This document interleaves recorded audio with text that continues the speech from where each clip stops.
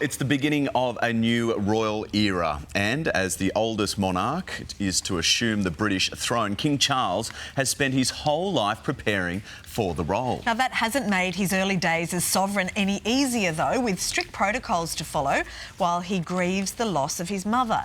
But now, with the family in their final days of mourning, the spotlight is turning to what Charles's reign might look like.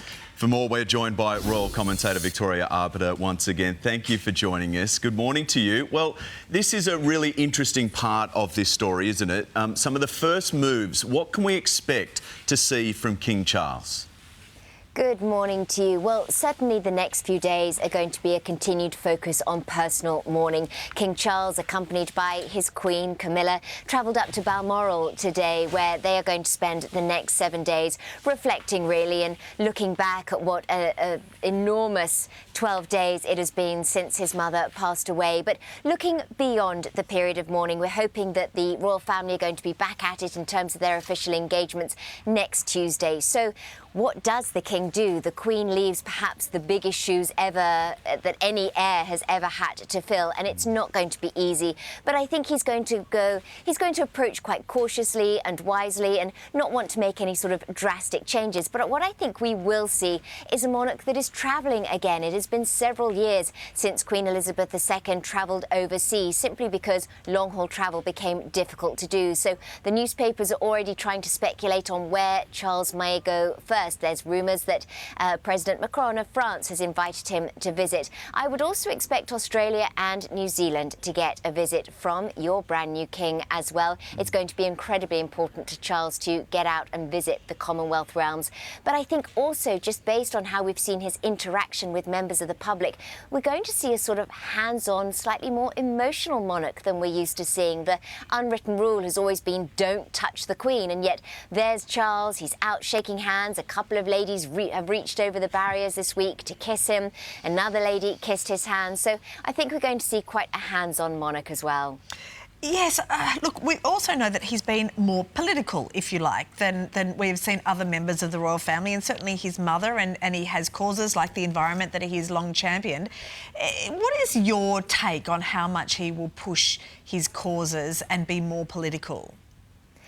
I don't think he's going to be political at all, simply because he can't. It's his job now to remain politically neutral. It is a requirement of the job, and he understands that. There's some perks to being the longest-serving heir apparent in history, and that's that you learn what the job involves. Having said that, I do think we're going to hear about his pet causes, being climate change, his concerns about the environment. He's just going to be very, very careful in terms of how he addresses it. It's quite interesting when we look at members of the family. There are topics which could be deemed political, but it's all about how they approach them. For example, what William has done in terms of illegal wildlife trafficking, what Camilla has done in terms of her work with domestic survivors of domestic assault and sexual crimes. So I think, Charles, we are going to see him continue to care about the environment. He's just going to have to be very careful about how he speaks about it.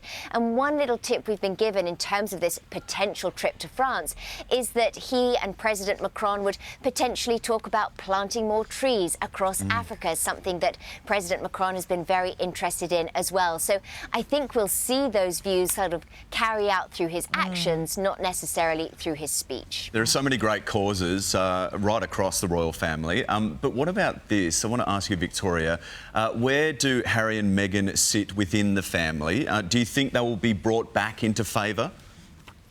I know there are a lot of people out there who would love to see Harry and Meghan rejoin the royal family as working royals, but I think we have to remember that Harry and Meghan's decision to leave was their decision. The Queen had left the door open for them for a year, the goal being at the end of that year for them to say, yeah, you know what, we want to come back, or no, we're very, very happy living the life we're living.